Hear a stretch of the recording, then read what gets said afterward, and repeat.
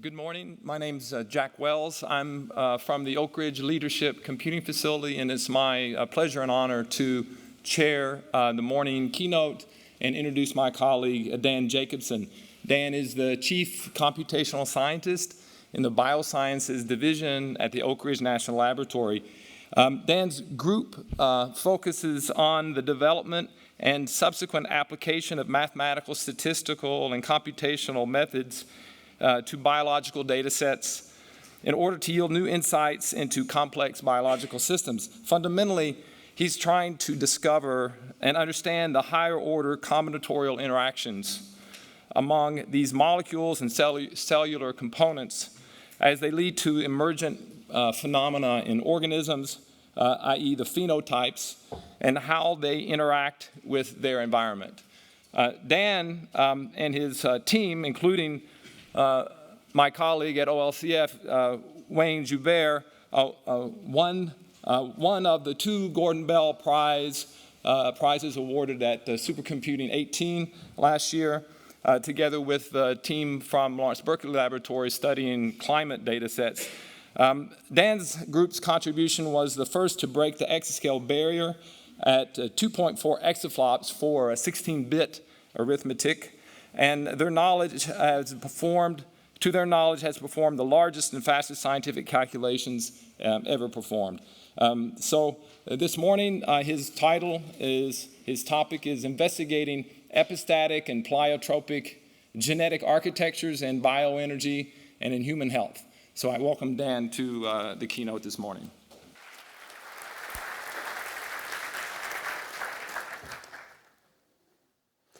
Thanks, Jack. And thanks to the EU, and of course,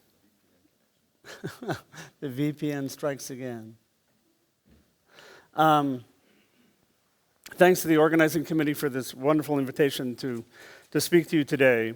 And I'd really like to take you on a little bit of an adventure through our view of systems biology and how we're applying supercomputing to really solve, we think, new and interesting biological problems. The broad context we think about is on a planet where we have a effectively largely expanding human population, we have major challenges we need to address in the future having to do with sustainable energy, and our approach to that is with bioenergy applications.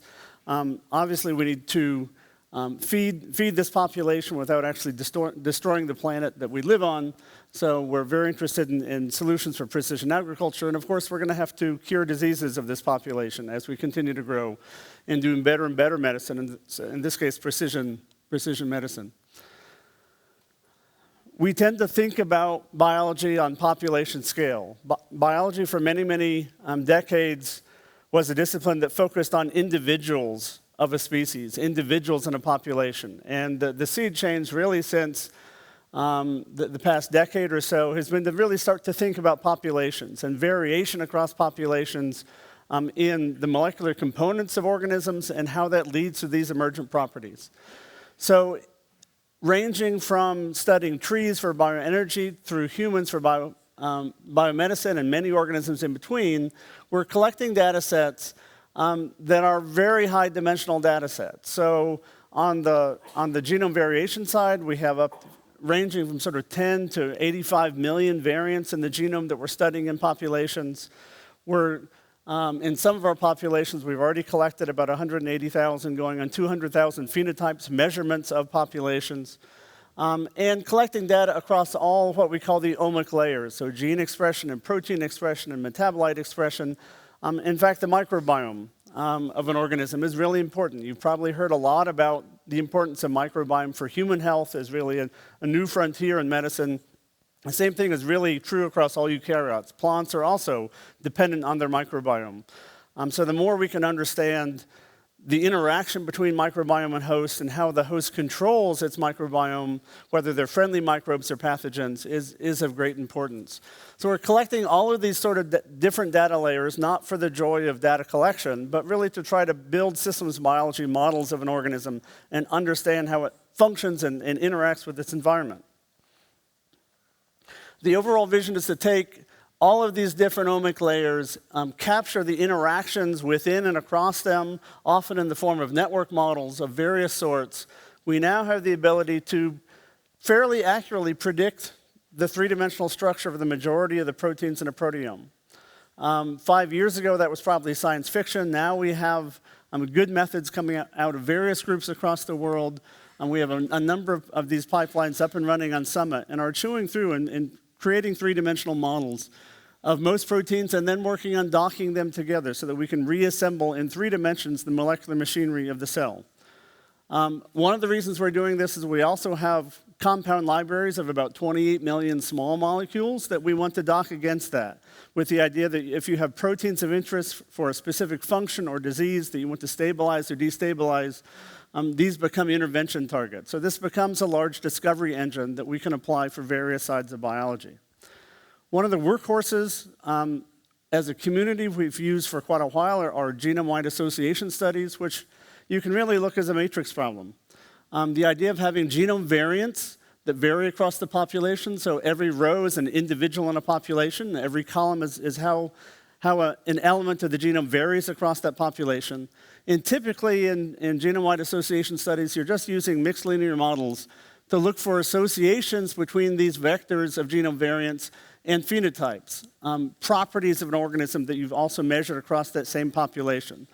Now, this has been a powerful method, but it also presumes on a really horrific precept that we know is not true, and that all of these genome variants or SNPs are measured independently. You do an individual statistical test for every variant, and that assumes independence in a biological system, which we know is simply wrong.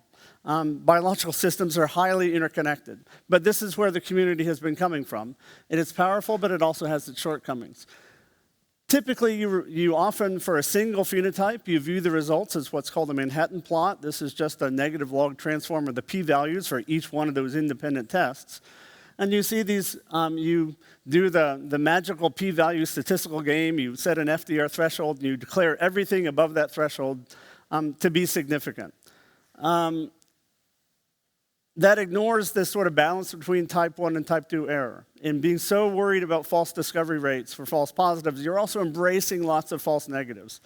So a lot of what we're trying to do is also dig much deeper in this signal and use other tools to figure out the biology that we've been historically ignoring.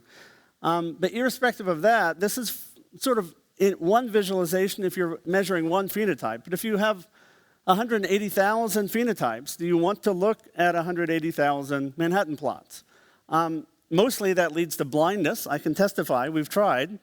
And that turns out to be just this really lousy way to integrate information. So we're capturing often this information as networks. So in this case, the node in the middle is the phenotype that's been measured across the population. The surrounding nodes are SNPs, genome variants, or genes that contain those genome variants, and the edges are simply representing a statistically significant association. When you do that with several 100,000 phenotypes, you get very dense networks that are starting to represent the complexity of the biological system, and you can start to ask questions of that.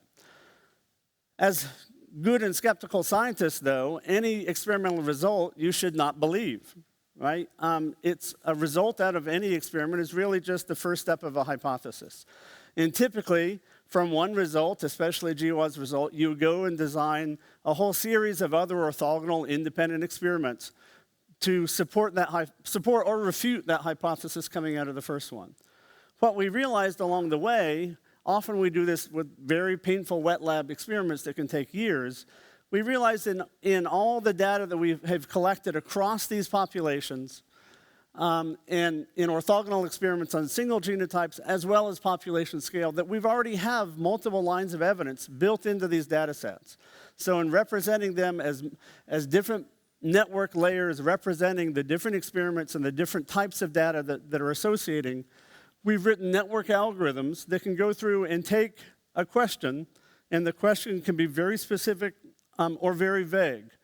So in bioenergy research, one of the things we're very interested in is the cell wall of a plant. That's where all the sugars are. Cellulose and hemicellulose are all pumped into the cell wall, and that's where the energy is in bioenergy. So we're very interested in that as a field of study and how they're constructed and deconstructed. So in our first example of this algorithm, which we call a lines of evidence approach, we simply ask the question, show me new genes that are involved in cell wall biosynthesis or regulation that have not been associated with that before. Very vague question. We started the query with genes that are known to be involved in cell wall biosynthesis and some metabolites that are known to be involved, and ran it through the algorithm. And it gives us a rank order list of every gene in the genome and its likelihood, it's the number of lines of evidence it has to answer the question that you're asking. And in this case, out of this came an immediate discovery of a gene regulatory network transcription factor circuit that controls how genes are expressed, that controls, in this case, how the organism, how the plant decides to pump carbon under different stress conditions. So in this case, we found the circuit that controls how the plant is responding to drought stress. When it's under dry conditions, it has choices as to how it uses its carbon and energy, whether it puts it in the cell wall or how it deals with abiotic stress. In bioenergy, we're always looking to deploy crops into marginal lands currently not used for agriculture. So understanding the balance between how it responds to drought and how it produces things that we can later use for energy is very important. And we actually found this two-member switch that tells us exactly how it partitions carbon. So now we can use this to design a new genotype that can be adapted to drought stress and maximize our energy output, all from this network query. We're doing this over and over again. You can ask really any set of questions and pump out these subnetworks that are ready for further study or even genome editing to create new organisms. So a lot of this work has been, as I mentioned, based on traditional genome-wide association. Very powerful methods, but they're also kind of crummy methods.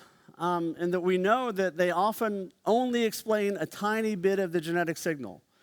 Called heritability. So how well do you inherit a trait from your predecessor? Often a very good GWES hit, a very, very good one, will explain maybe 5 or 10% of the genetic signal. So that's clearly suboptimal. There are multiple reasons for that. There are rare variant issues. We know that variations, that mutations that are very infrequent in the population often have big effects on phenotypes. But for missing data reasons, they're sort of statistically inconvenient, so people simply throw them away. And that's part of missing heritability. So pangenome, I'll talk about in more detail. There's environmental impact. All of biological systems are plastic. They're responding to their environment. So phenotype is conditional on environment, and that's usually not included in GWES approaches. And finally, epistasis, which I'll talk about in some detail. So we're trying to transition from this very traditional approach to finding the minority of the genetic signal to approaches that are going to capture, hopefully, the majority of the genetic signal of a system. So I mentioned rare variants. I won't talk about it today, but we are developing new methods to capture this side of the signal. And very importantly, we're going after the environmental impact, what we call the exposome. So we have from genome to exposome, the environment that an organism is reacting to. So to do this, we have to think about now this sort of signal both in temporal and geospatial terms. An organism evolves across a wide range of environments across its native habitat. We have to capture that geospatial range.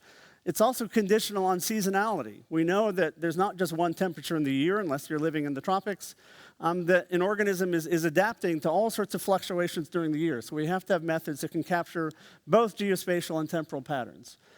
We've put together data sets of pretty much all the climate and environmental data that we can get our hands on around the world to start to capture everything from soil up through light spectral quality, things that are going to affect organisms. Often we get this at monthly resolution, so we're interpolating down to daily resolution. As you do this across these different environmental factors, what we're calling climate types, you'll see different seasonal patterns to different climate types across the year. And that allows us then to do the sort of association testing, a genome against climate type, for every day of the year. And we would expect that the adaptations are happening specific times of the year as you have different climate conditions changing throughout the seasons. And this is, in fact, exactly what we see. So on the top here is a heat map representation of the climate type, in this case, aridity, how dry an environment is. And if we look in the early part of the year, there appears to be no genetic adaptation to these climate conditions. But popping up in the middle of the year, we have this bimodal distribution. So what we're seeing here is the negative log transform of a p-value of a single mutation, a single SNP in the genome, and how it's adapting to this climate type condition at a specific time of the year. So if we had taken the mean average of the year, which is what's been done historically, we probably would have completely missed this association. If we'd taken it at other times of the year, we would have missed it. So again, capturing geospatial and temporal information. So every row in this heat map here represents the GPS coordinates of where a genotype came from to begin with, the environment that it evolved in. And we're finding specific associations across the population. In this case, in a gene involved in cuticle formation, how waxy the surface of a leaf is. So that's how a plant controls itself in a dry environment, how many layers of wax it builds up. So we're actually finding the gene responsible for that. In this case, we're looking at a different climate type. So this is wind speed. And here we see a different signature in a different gene popping up in the spring. And this gene happens to be involved in leaf development. And you can imagine as your tender little shoots are coming out in the spring, wind stress can do a lot of damage to the nascent leaves as they're just coming out of their bud. So adapting leaf development and timing of that becomes a very important adaptation. If we look at this exact same climate type, wind speed again, and we look at signatures in other genes, here we're finding a very different pattern and a very different time of year, so now popping up in the early winter in a cell wall related gene. So this is probably trunk stress. How likely is the tree going to be blown over during the heavy winds of the winter? And so a completely different function, a completely different part of the plant showing up at a completely different time of the year. Again, we would have missed this entirely if we'd just taken a yearly average or not accounted for spatial variation. So we've done this, we've calculated these for about 28,000 different climate types across the year, sort of running across as many components that are going to be relevant to biological organisms as we can think of. And of course, done all these associations and are capturing these as another network layer to help us interpret the biology of how an organism is adapting to its environment and what are the genetic controls for that. Pangenomes have been becoming a major focus in biological studies because they're representing a new type of genetic signal. Historically, in genomics, we've taken a single individual from a population and deeply sequenced its genome and assembled it, and that's become the representation of the entire species. And detecting genome variants has all been mapped against that one single individual of a species. Now, it turns out that that's sort of a lousy representation of all the genetic material in a species. There's all sorts of things in the rest of the population that are not in the reference. So we've built a series of pipelines running in OLCF to take very large data sets. This one is Populus trichocarpus. The first one of these we've done in eukaryotes. It's 70 terabases of DNA sequence we're trying to assemble all together across the entire population. And when we do that, we find the baseline number of genes in the popular reference genome is about 39,000 genes. We're finding a new 25,000 genes that are not in the reference at all. So there's a massive missing genetic signal that's present across the population that we've historically simply been ignoring. We can, of course, then create this into a matrix problem. You can represent the presence and absence of those genes across the population and use that for association testing across phenotypes. When we do that against, in this case, metabolomics, so metabolites, how they're expressed across the individuals in the population, and some members of the microbiome, we see these patterns. So largely up at the top here, we're seeing the metabolomic associations, genes controlling metabolites. Largely down at the bottom, we're seeing the microbiome, the bacterial associations with the host genome. When we zoom in on the bacterial association, so this is what we're all of a sudden starting to see, is a map of the plant defense system, its immune system, how it's associating with different members of the microbiome across the population. So one of the real challenges for organisms are that they have a finite number of genes, but nearly an infinite number of bacteria and fungi and archaea they're going to be exposed to in the environment. So they have to come up with combinatorial responses to get multiple signals and use multiple genes to modulate their response to the different taxa, the different bacterial species, fungal species they're going to see in the environment. And here we're starting to see across the population in different regions how they've actually created new genes or selected for new genes to adapt to either friendly microbes or pathogens in the environment across the native range. Now we can look at the intersect between metabolites and bacteria, because we also know that another mechanism besides just the immune system that plants use to shape their microbiome is actually their own metabolites, their chemotype, their chemical environment they can use to shape their microbiome. These happen to be higher order salicylates, which is a very clever mechanism a plant can use because some of them are toxic to microbes and some of them are food for other microbes. So it's a great way to shape your neighborhood if you can feed your friends and poison your enemies. Now, we're not suggesting that as a human strategy, but plants use this very effectively. And so here we have selected out genes that are associating both with a higher order salicylate and specific microbial taxa. So this is actually what I call a PhD thesis in waiting. This is a set of hypotheses the student can run with and determine exactly those mechanisms and validate those mechanisms of how it uses these compounds specifically for different parts of the microbiome. So I've talked about this side of the sort of workflow, and I'll focus quite a bit on epistasis now. We know epistasis is a major mechanism within inheritance, within genetics of biological organisms. We can see it through years and years of painstaking studies at very small scales. For human diseases, we think it's actually the rule, not the exception. We're seeing that really across the board in all organisms.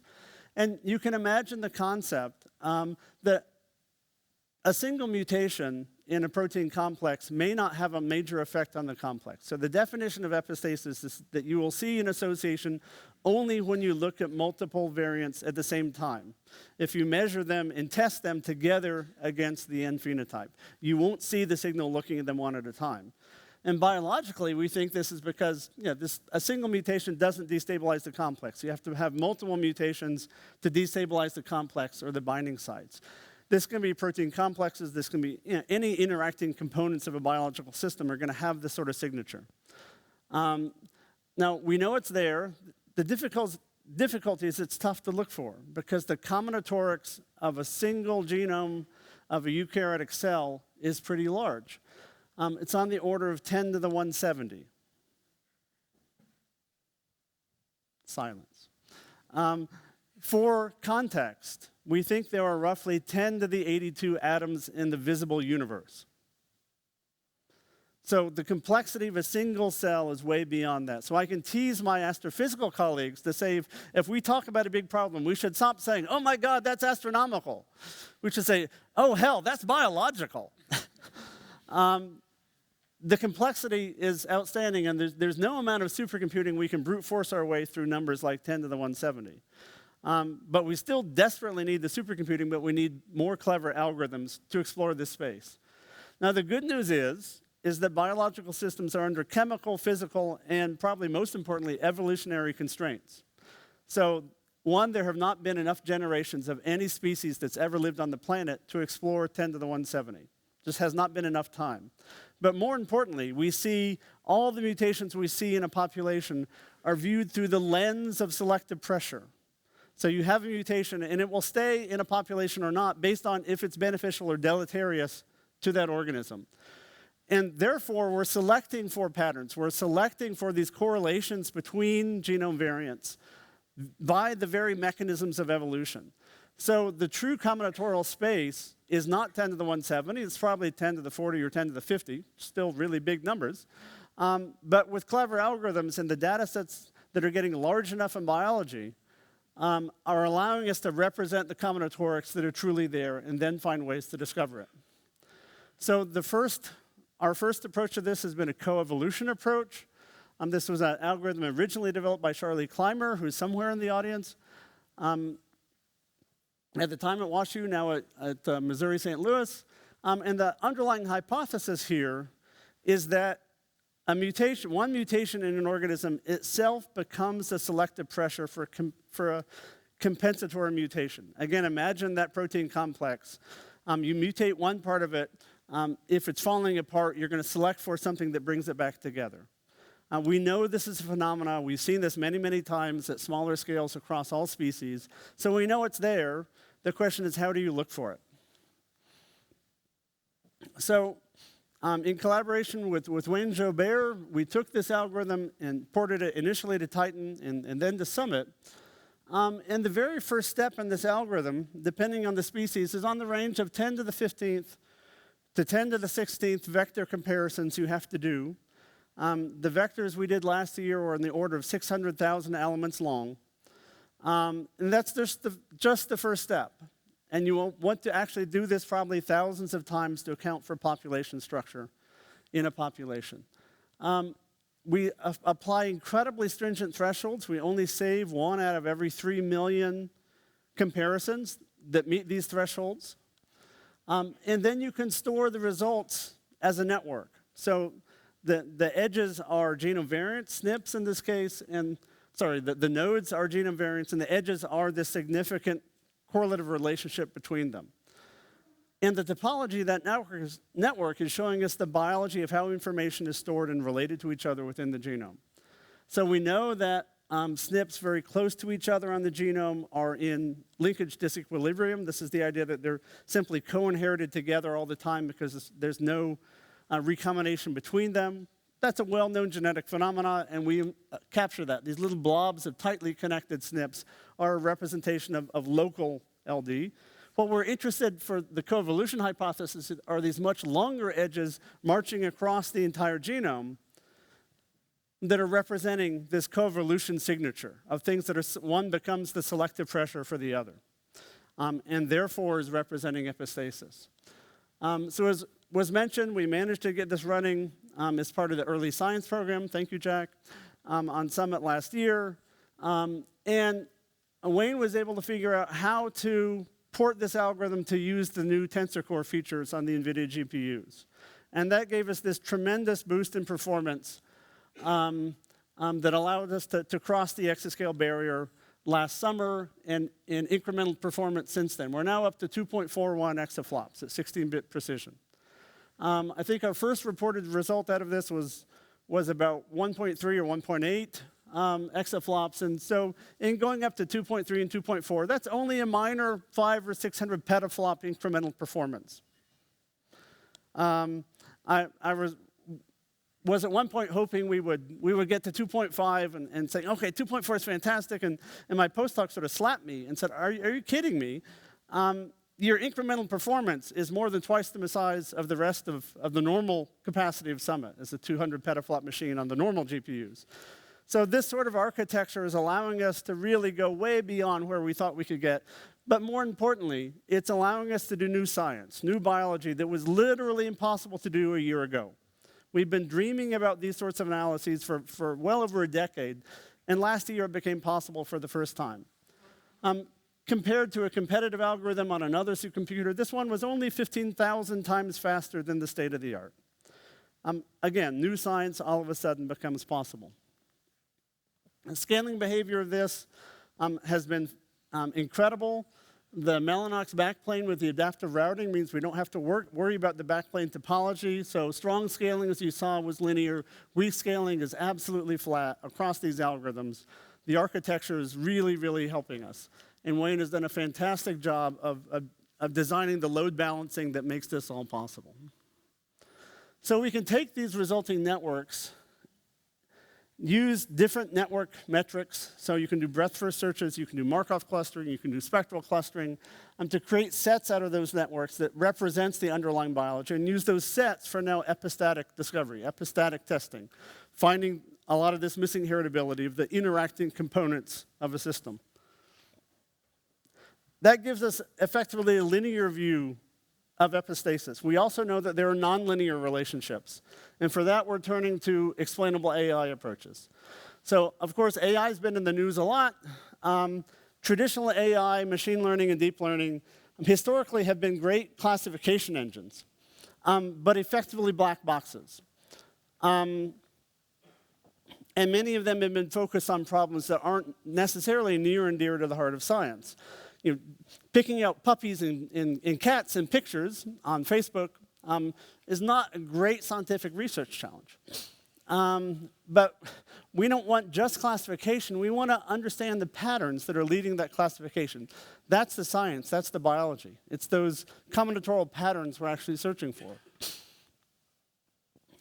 So in collaboration with Ben Brown's lab at the Berkeley National Lab, and these efforts led in my lab by Jonathan Romero and Ashley Cliff, who are also in the audience, we're using iterative random forest that we have scaled and up and running on Summit as a different take to explainable machine learning. So random forests have been a classification workhorse in machine learning for a long time, but they're effectively stochastic. You get slightly different results every time you run them on the same data set because of the random nature.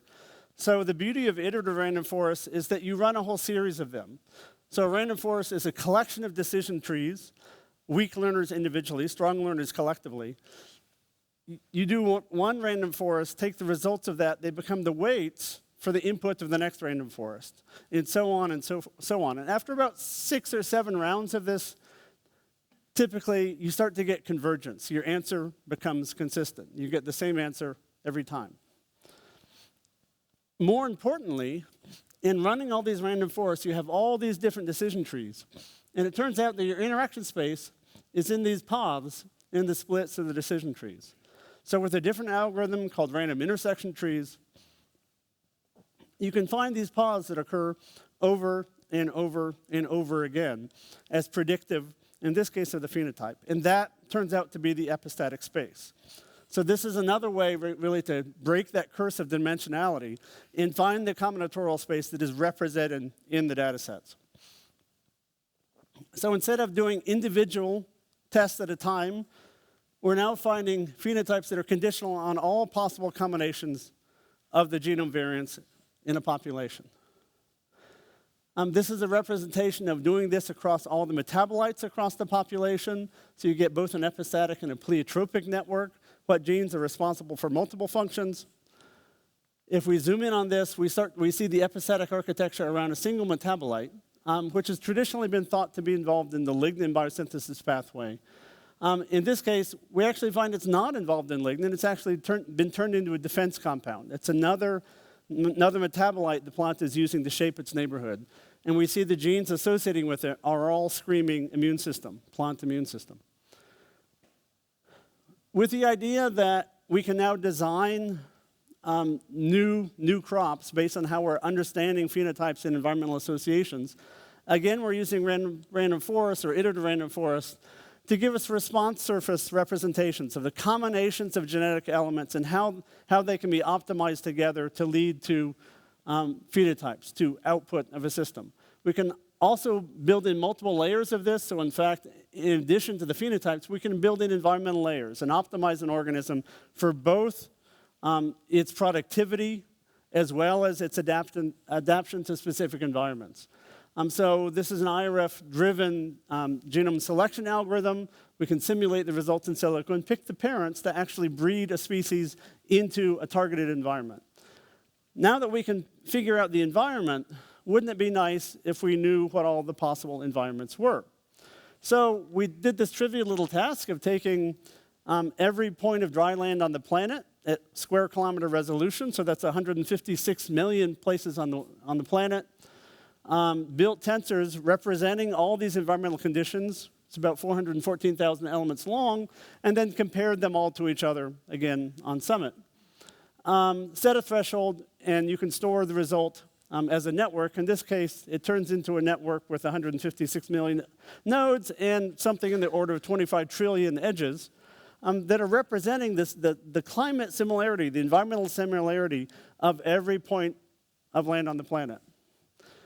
We can start to view these networks in lots of different ways. This is a view of Markov clustering at low resolution. You start to break things out at different layers of resolution. Keep in mind, historically, the climate type maps have had 17 different environments. 17 clusters to represent the entire planet. Our lowest resolution clustering gives us 68. As we amp up the clustering, you start to see very different biogeographic patterns start to fall out across the planet. And this gives us the ability to then choose areas that you want to design organisms to deploy for. At 717 clusters, we frankly run out of colors to represent them. It's a visualization. I think the real power of this approach is in the underlying network, that you can start anywhere on the planet and say, what is similar to this?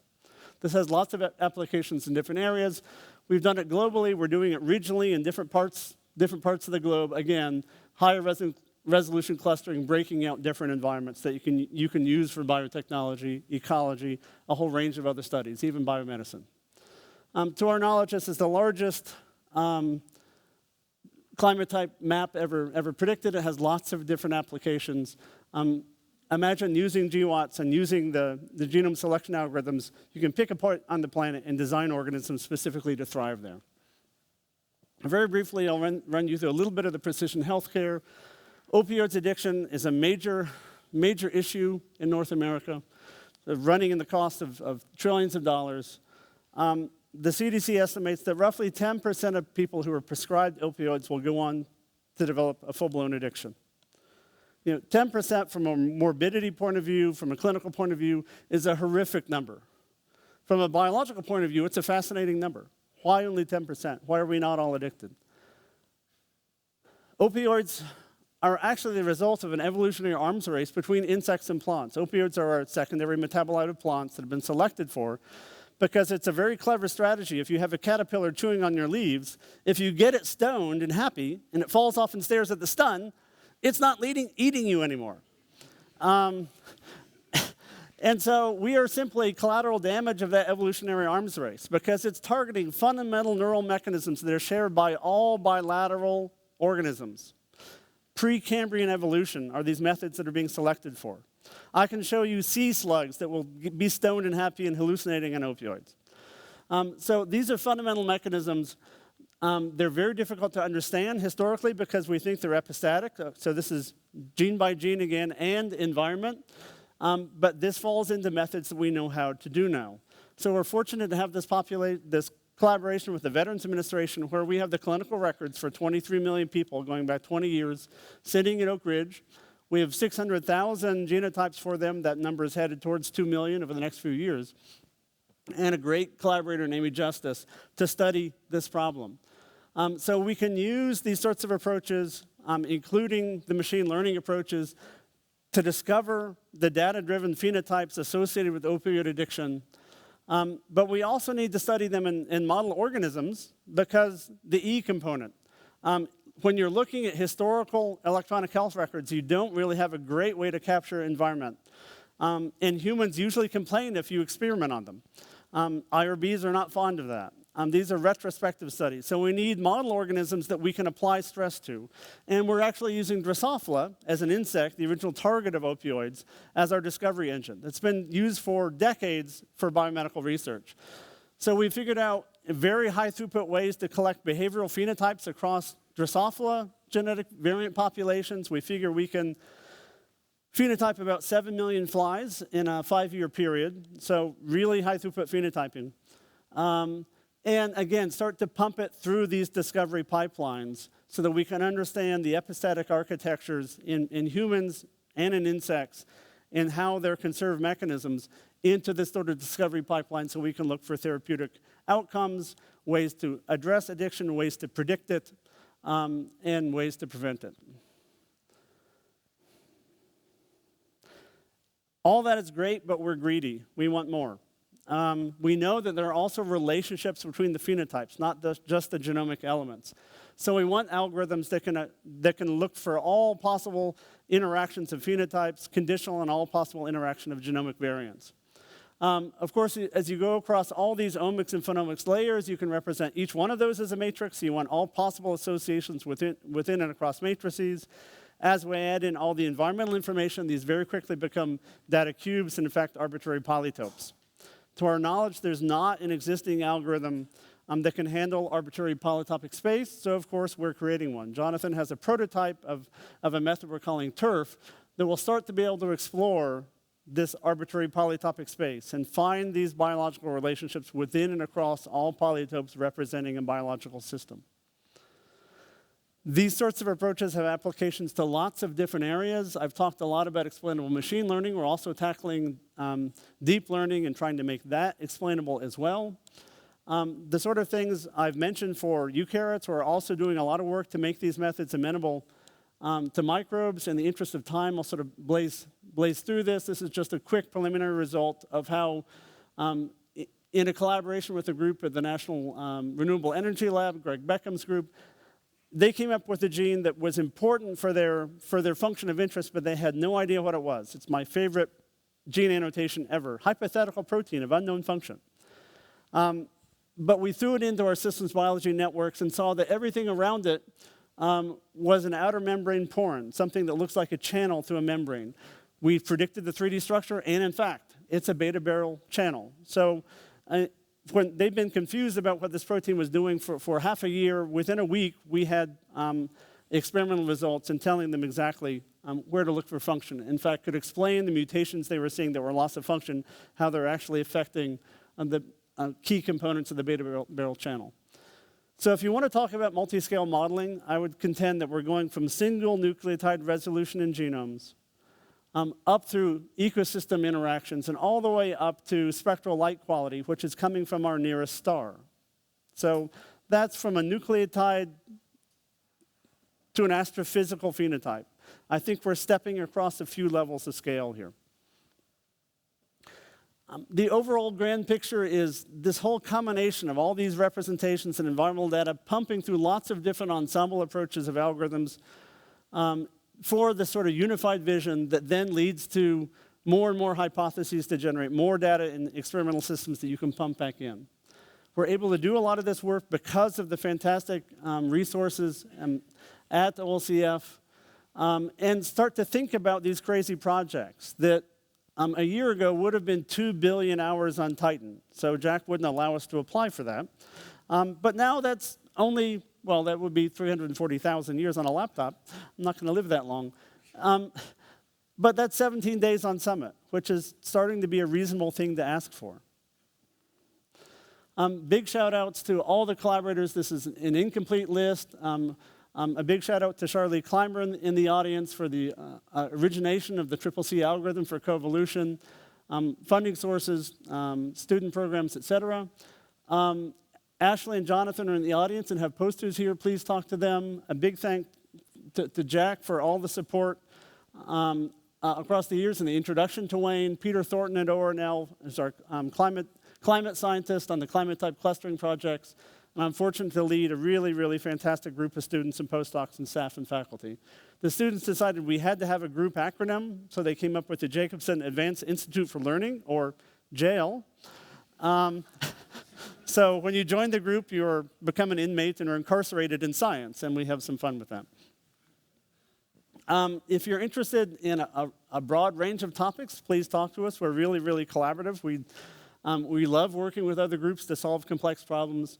If you're a student, we have full-time PhD programs. We have visiting, collaborative visits for PhD students, internships, a lot of postdoc slots open now, and opportunities for sabbaticals and collaborative visits from faculty as well.